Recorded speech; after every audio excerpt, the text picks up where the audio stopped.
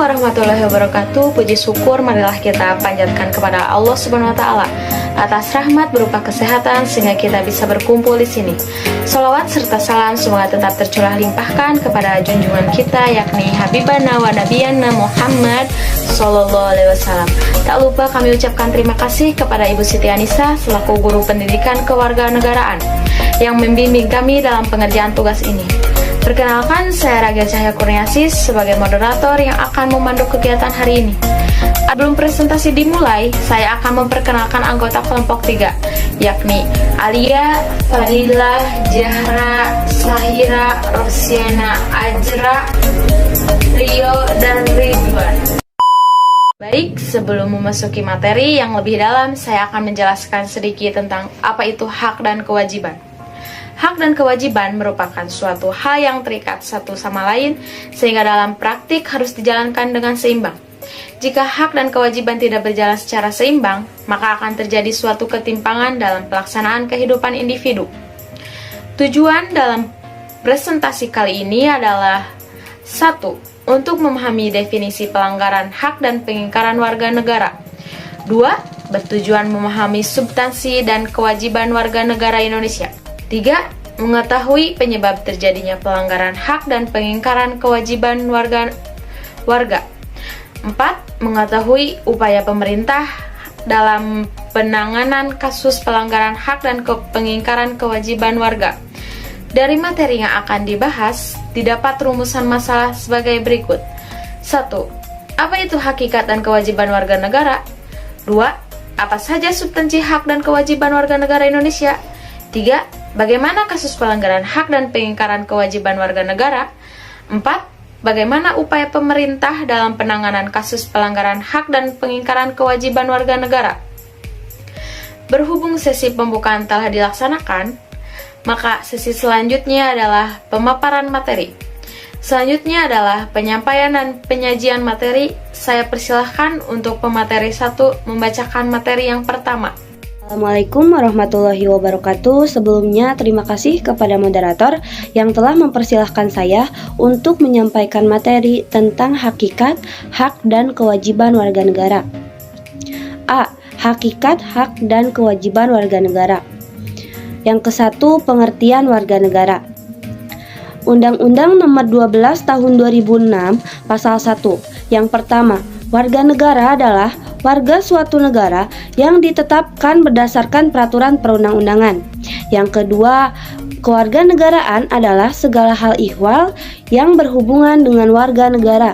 Yang ketiga, kewarganegaraan adalah tata cara bagi orang asing untuk memperoleh kewarganegaraan Republik Indonesia melalui permohonan. Pada pasal 26 Undang-Undang Dasar 1945, A. Yang menjadi warga negara ialah orang-orang bangsa Indonesia asli dan orang-orang bangsa lain yang disahkan dengan undang-undang sebagai warga negara. B. Penduduk adalah warga negara Indonesia dan orang asing yang bertempat tinggal di Indonesia. C. Hal-hal yang mengenai penduduk diatur dengan undang-undang.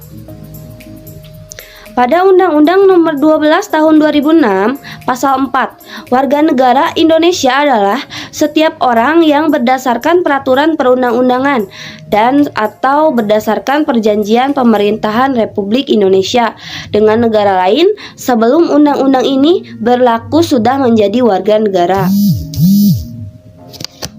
2. Wujud hubungan warga negara dengan negara. Yang pertama, peran pasif adalah suatu peran yang tidak dilaksanakan oleh individu, artinya hanya dipakai sebagai simbol dalam kondisi tertentu dalam kehidupan masyarakat. Yang kedua, peran aktif adalah peran seseorang seutuhnya selalu aktif dalam tindakannya pada suatu organisasi. Yang ketiga, peran positif merupakan aktivitas warga negara untuk meminta pelayanan dari negara untuk memenuhi kebutuhan hidup. Yang keempat, peran negatif merupakan aktivitas warga negara untuk menolak campur tangan dalam persoalan pribadi. Perspektif hukum, politik, kebudayaan, dan kesusilaan. Kunjoro Purbo Pranoto. Yang pertama, pandangan perspektif Hukum didasarkan pada konsepsi bahwa warga negara adalah seluruh individu yang mempunyai ikatan hukum dengan suatu negara. Hubungan hukum antara warga negara dan negara dibedakan menjadi atas sederajat dan tidak sederajat, dan hubungan timbal balik dan timbal timpang. Yang kedua, pandangan perspektif politik seseorang. Warga negara adalah seorang individu yang bebas serta merupakan anggota suatu masyarakat politik jika bentuk pemerintahan menganut sistem demokrasi.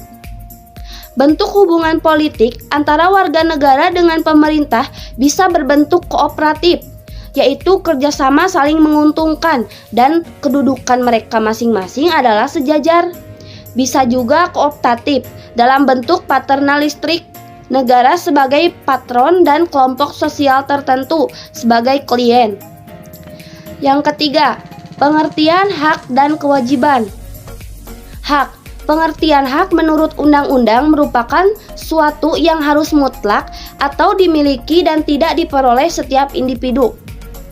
Kewajiban. Kewajiban menurut undang-undang adalah suatu yang harus atau mutlak dilakukan.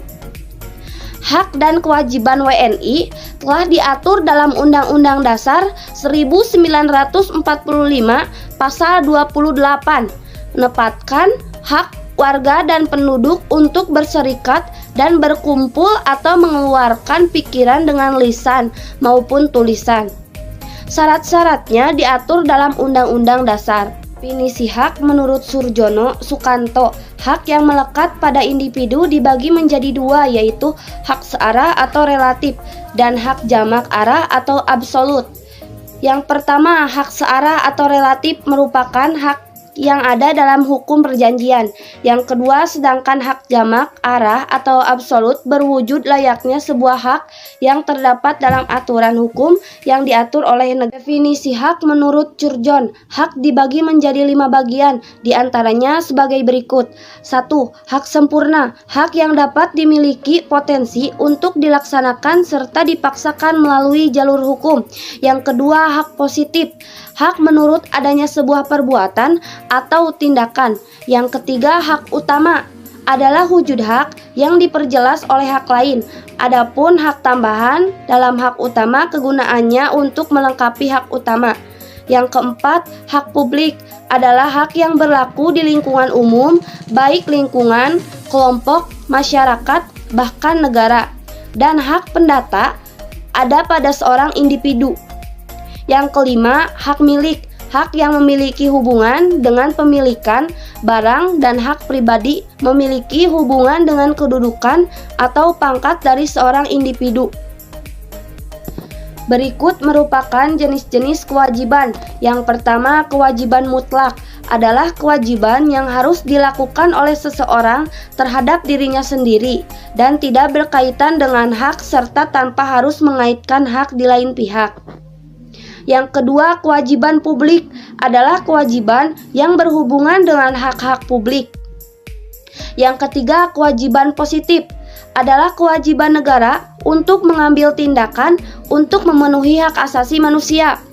Yang keempat, kewajiban primer adalah kewajiban yang bisa muncul dari tindakan atau perilaku seseorang yang tidak melawan hukum. Yang kelima, kewajiban politik adalah kewajiban yang dimiliki oleh setiap orang terhadap pandangan politik. Sebelum kita masuk ke materi selanjutnya, berikut pendapat dari masyarakat. Kewajiban adalah konsekuensi yang dihasilkan dari hak yang kita miliki. Sebagai contoh, kita telah dijamin hak kita sebagai warga negara, seperti untuk mengeluarkan pendapat, kemudian kebebasan beragama, maka kita memiliki kewajiban kepada negara. Sebagai contoh seperti membela negara, cinta tanah air. Jadi intinya adalah kewajiban adalah hasil atau konsekuensi yang harus dijalankan oleh setiap orang. Kewajiban mempertahankan dan menjaga negara Indonesia. Hak apa yang telah negara berikan pada kita? Untuk mengenyam pendidikan yang layak, yaitu dengan mendirikan berbagai sekolah, kampus-kampus negeri yang beberapa di antaranya tidak berbayar. Kemudian masih ada lagi seperti jaminan kesehatan, jalan raya, infrastruktur, bandara, rumah sakit, dan lain sebagainya yang telah negara berikan kepada saya. Apa yang negara Indonesia berikan pada saya? Mungkin kedamaian, kesejahteraan, ya walaupun belum semuanya merata, kerukunan, Itu yang Indonesia telah berikan pada saya: cinta dan kebanggaan. Kita kembali ke materi selanjutnya. Assalamualaikum warahmatullahi wabarakatuh. Sebelumnya terima kasih kepada moderator yang telah mempersilahkan saya untuk menyampaikan materi 2 mengenai substansi hak dan kewajiban warga negara Indonesia. Di bagian 1 ada contoh hak dan kewajiban warga negara dalam Pancasila. Di bagian A ada hak dan kewajiban warga negara berdasarkan sila pertama, yaitu ketuhanan yang Maha Esa, yang artinya berhak memeluk agama dan kepercayaan sesuai keyakinan masing-masing, berhak beribadah sesuai agama yang dipilih. Di bagian B, hak dan kewajiban warga negara berdasarkan sila kedua, yaitu kemanusiaan yang adil dan beradab, yang artinya berhak mendapatkan keadilan di mata hukum, wajib bersikap adil dan membela kebenaran.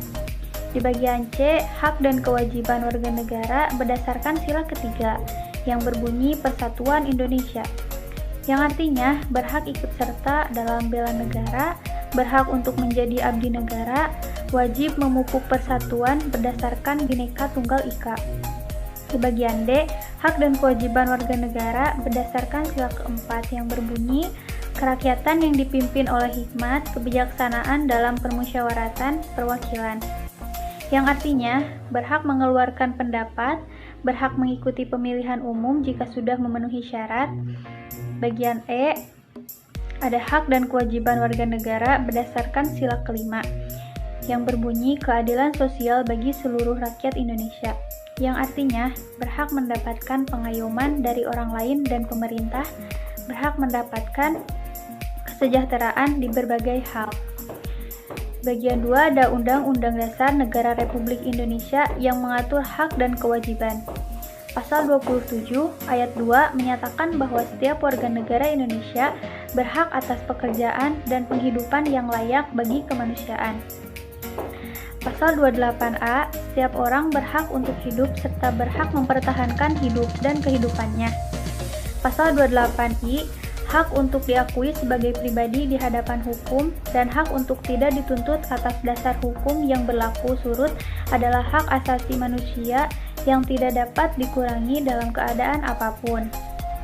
Pasal 31 ayat 1, tiap-tiap warga negara berhak mendapatkan pengajaran. Pasal 32 ayat 1, negara memajukan kebudayaan nasional Indonesia di tengah peradaban dunia dengan menjamin kebebasan masyarakat dalam memelihara dan mengembangkan nilai-nilai budaya. Pasal 33 ayat 1, perekonomian disusun sebagai usaha bersama berdasar atas asas kekeluargaan. Pasal 34 ayat 1, mengamatkan kewajiban negara untuk memelihara fakir miskin dan anak terlantar. Pasal 27 ayat 1, segala warga negara bersamaan kedudukannya di dalam hukum dan pemerintahan dan wajib menjunjung hukum dan pemerintahan itu dengan tidak ada kecualinya. Pasal 27 ayat 3, setiap warga negara berhak dan wajib ikut serta dalam upaya pembelaan negara. Pasal 28J ayat 1, setiap orang bebas memeluk agama dan beribadah menurut agamanya, memilih pendidikan dan pengajaran, memilih pekerjaan, memilih kewarganegaraan, memilih tempat tinggal di wilayah negara dan meninggalkannya, serta berhak kembali.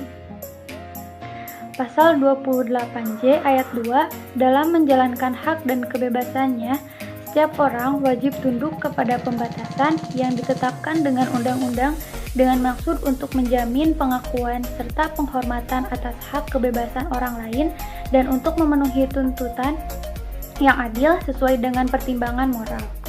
Pasal 31 ayat 2, setiap warga negara wajib mengikuti pendidikan dasar dan pemerintahan wajib membiayainya.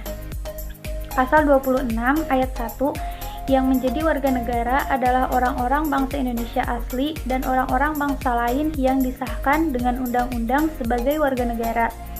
Pasal 30 ayat 1, tiap-tiap warga negara berhak dan wajib ikut serta dalam usaha pertahanan dan keamanan negara. Sebelumnya, terima kasih kepada moderator yang telah mempersilahkan saya untuk menyampaikan materi tentang kasus pelanggaran hak dan pengingkaran kewajiban warga negara. 1. Pelanggaran hak warga negara. A. Penangkapan tidak berdasarkan hukum. Pasal 17 KUHP menyatakan bahwa perintah penangkapan tidak dapat dilakukan dengan sewenang-wenang, tetapi ditujukan kepada mereka yang betul-betul melakukan tindak pidana. B. Penerapan budaya kekerasan. Penerapan budaya kekerasan untuk menindak warga masyarakat yang dianggap ekstrim yang dinilai oleh pemerintah mengganggu stabilitas keamanan yang akan membahayakan kelangsungan pembangunan. C. Pembungkaman kebebasan pers. Sejak dibentuk kebebasan pers, telah direstui khalayak publik dengan harapan terciptanya sistem kehidupan yang lurus dan transparan, sehingga kebebasan pers dituangkan sebagai pilar demokrasi keempat sebagai institusi sosial yang tak pernah tidur. D. Menimbulkan rasa ketakutan masyarakat. Karena takut dicurigai sebagai oknum pengganggu stabilitas atau oposan, pemerintah ekstrim, hilangnya rasa aman demikian ini merupakan salah satu bentuk pelanggaran hak asasi warga negara. E. Kekerasan yang mengatasnamakan agama. Kekerasan mengatasnamakan agama dapat disebut dengan penyalahgunaan agama dan memenuhi unsur pidana sebagaimana pasal 156A KUHP yang dapat dipidana. Dari tindak pidana penyalahgunaan agama pada pasal 156A KUHP, perspektif ajaran Islam yaitu penafsiran atas kekaburan hukum pada kata penyalahgunaan agama dan dikaitkan dengan kekerasan yang mengatasnamakan agama. F. Eksploitasi anak. Eksploitasi anak adalah kondisi saat pelaku atau orang dewasa berusaha mengambil keuntungan dari seorang anak demi keuntungan pribadi mereka sendiri. 2. Pengingkaran kewajiban. Berikut merupakan jenis tindakan pengingkaran kewajiban warga negara. 1. Terorisme. Penggunaan kekerasan untuk menimbulkan ketakutan dalam usaha mencapai tujuan, terutama tujuan politik, praktik tindakan teror. 2. Separatisme. Separatisme adalah suatu gerakan untuk mendapatkan kedaulatan yang memisahkan suatu wilayah atau kelompok manusia dari satu sama lain. 3. Merusak fasilitas umum.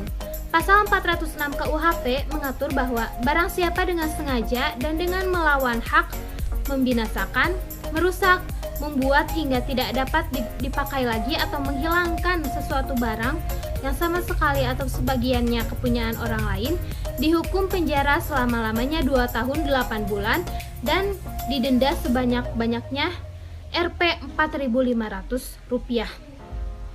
3. Faktor penyebab terjadinya pelanggaran hak dan pengingkaran kewajiban. 1. Sikap egois. 2. Rendahnya kesadaran terhadap peraturan. 3. Sikap tidak toleran. Dan yang keempat, penyalahgunaan kekuasaan.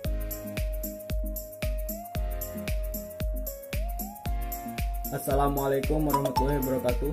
Sebelumnya saya ucapkan terima kasih kepada moderator yang telah memberi saya kesempatan untuk menyampaikan materi. D. Upaya penanganan pelanggaran hak dan pengingkaran kewajiban warga negara.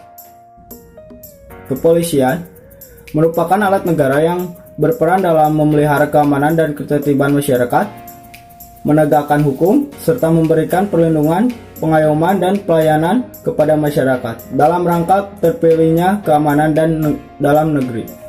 TNI melakukan penanganan terhadap kasus-kasus yang berkaitan dengan gerakan separatisme, ancaman keamanan dari luar, dan sebagainya, dan TNI membackup Polri terhadap fungsi keamanan dan ketertiban yang dipandang sangat dibutuhkan dalam rangka keamanan negara.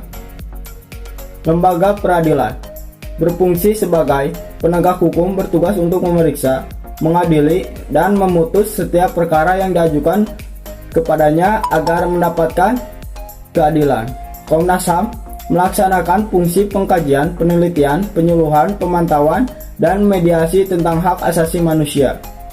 Komnas HAM Perempuan meningkatkan upaya pencegahan dan penanggulangan segala bentuk kekerasan terhadap perempuan dan perlindungan hak-hak asasi perempuan.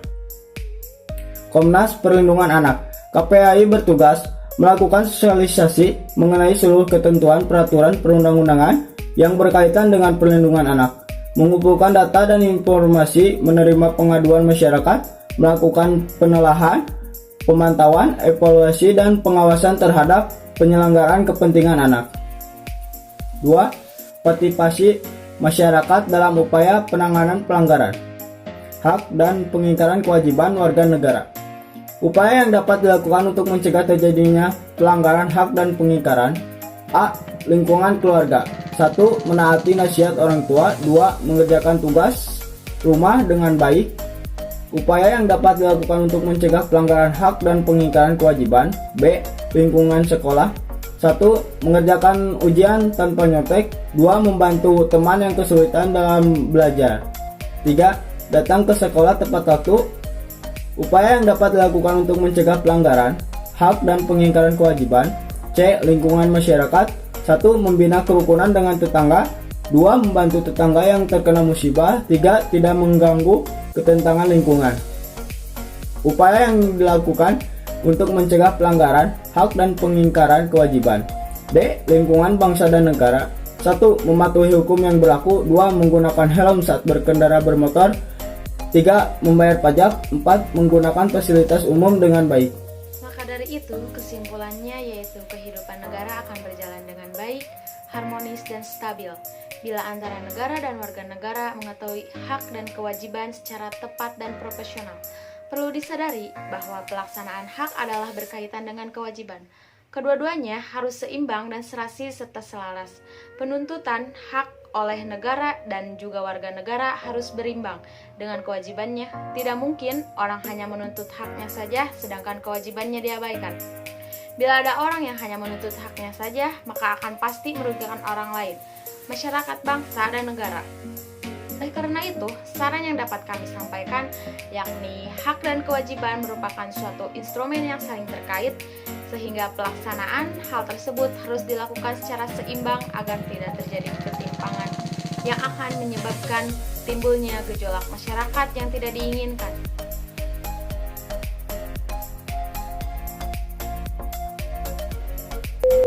Tak terasa penyampaian materi, kelompok kita telah selesai. Sekarang kita saksikan hiburan dari kelompok ketiga, berupa puisi yang akan dibawakan oleh Ridwan, dan hiburan TikTok yang dibawakan oleh Sahira dan kawan-kawan. Kebahagiaan kami telah kau renggut, menempatkan kami dalam keadaan tersudut. Tak tahukah kau bahwa lidah yang telah menusuk tepat di ulu hati membuat kami tersuruk.